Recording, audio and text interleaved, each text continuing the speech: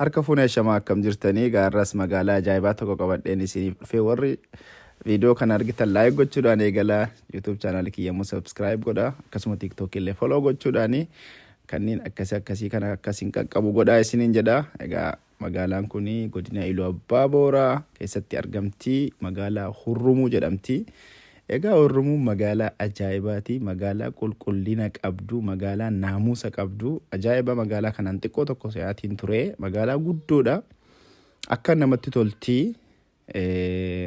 Egaa warri naa keessaa warri naannoo kana taatan warri Hurrumuu taatanii mee mana beektan faa, nama beektan faa, bajaajii baay'ataa makiinaanis hedduudha.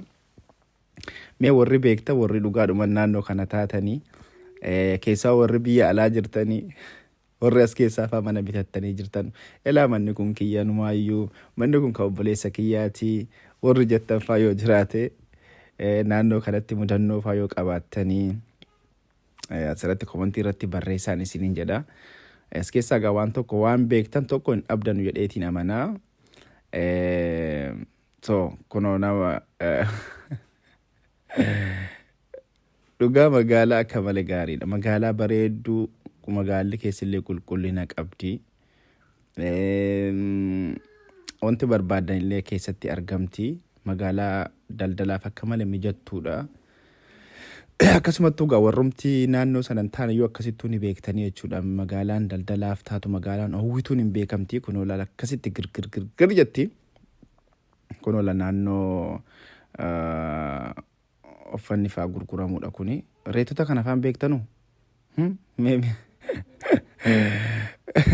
Ani gaafa kana dura biyya alaa taa'ee yoo namni magaalaa kiyya waraabee naaf ergu abboonni fannaa erga yeroo baay'ee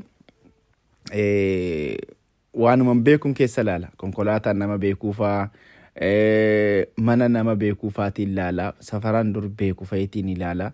Isin as keessaa safara beektanu, naannoo beektanu, mee baajaajii kana faallee ta'e kan abbaa kan namni beektanuun argine garuu taargaan hin mul'atu kan gaariitti. Kana fa'aa arguun ooltan jedheetii yaada kunoo. Kana fakkaatti gaa magaalaan Hurrumuudha.